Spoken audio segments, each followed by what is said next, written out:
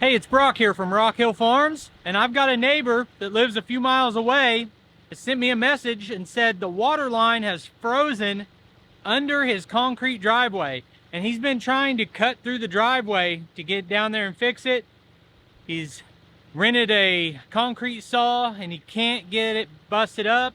He asked if there was anything I could do to help, and I have no idea if there is or not, but I'm sure gonna go find out and do the best I can. I've got the backhoe on the tractor that we can try. Basically, he's sawed through this concrete, but he still can't get the pieces up. And he's been working on it all day. So I've got the backhoe on that I can try with. Instead of just the bucket, I've got the bucket setting on my pallet forks. I'm gonna take both down there and see if I can bust it up with the pallet forks. It's about, I don't know, 2 or 3 miles. And I think I'm just gonna drive the tractor down there. It takes almost as long to hook up the trailer, get the tractor on the trailer and strap it down and get back and take the straps off and unload it. So for this distance, a lot of times I'll just drive down there.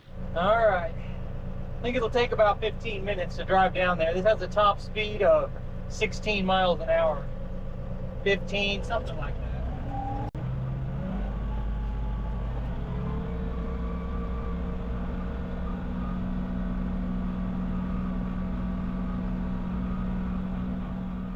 I recorded this video on Wednesday and it's publishing on Thursday. When I got to the property, I found out that my friend had been without water since Sunday. That is a long 4 days struggling without water and trying to figure out what to do about it. I wish he'd called me sooner because I would have been glad to help, even though I'm not sure how much help I really could have been.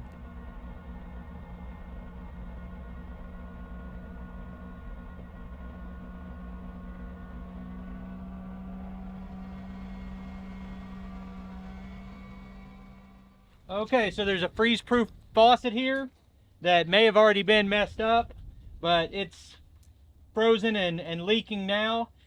They've taken a tile saw or a concrete saw and cut all this up and been busting it out. They can't go any further because this concrete was poured on top of old concrete. So the first thing I'm going to try to do is see if I can bust some of this concrete up so we can get a hole all the way around. If not, we may just have to dig out from in front.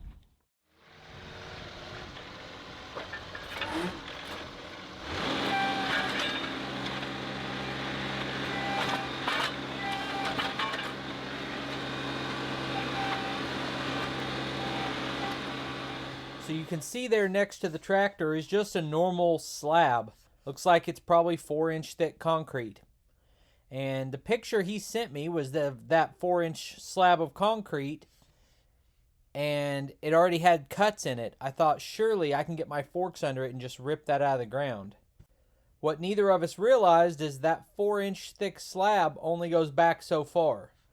The rest of the way, that concrete was poured onto an existing concrete pad, and basically you're dealing with 8 to 10 inches of concrete, and my machine can't do anything with that, and the concrete saw they rented won't cut that deep, so we were pretty much out of options with the equipment that I have. Now, a jackhammer attachment on the skid steer would have made short work of it.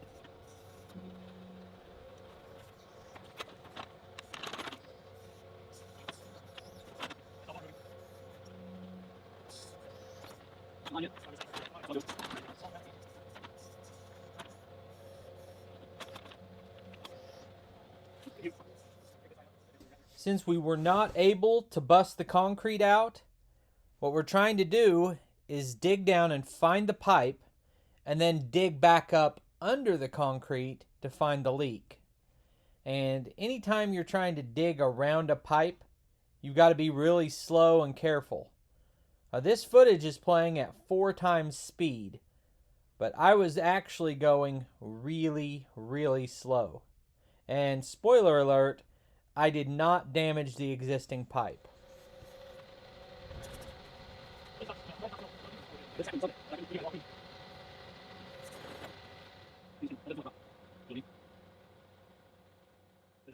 At this point, we can feel the pipe with the shovel, and it's about 8 inches down. So I just continue to carefully work away at it, and now we know exactly what type of line it's on.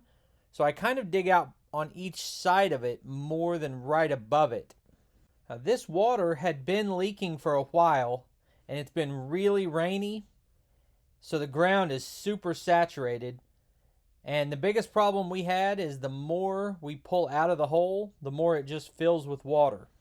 The property owner went and got his sump pump, but it was froze up and wouldn't pump. It's a lot harder to fix a pipe if you can't see it. So we really need to get that water out of there.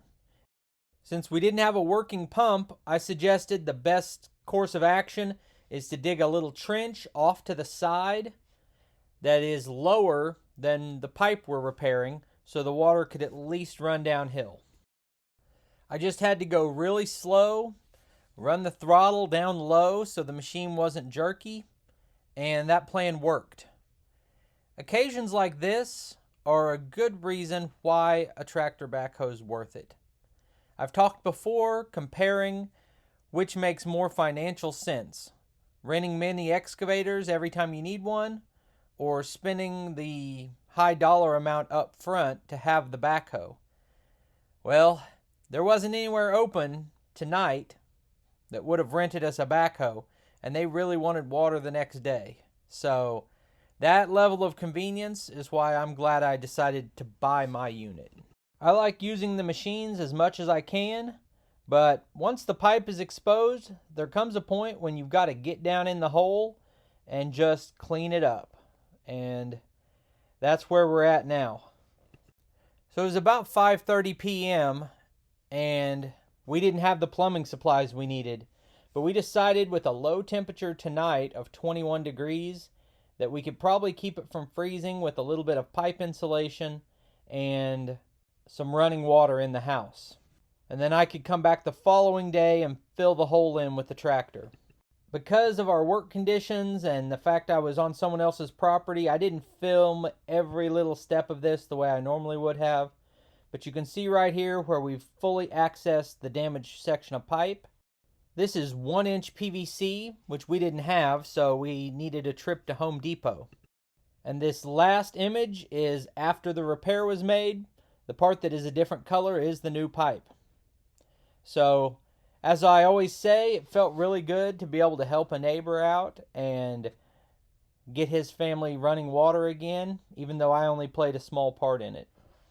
Anyway, I appreciate you guys taking time to watch the video. I'll put links on the screen to a couple more of our videos, and I'll see you next time.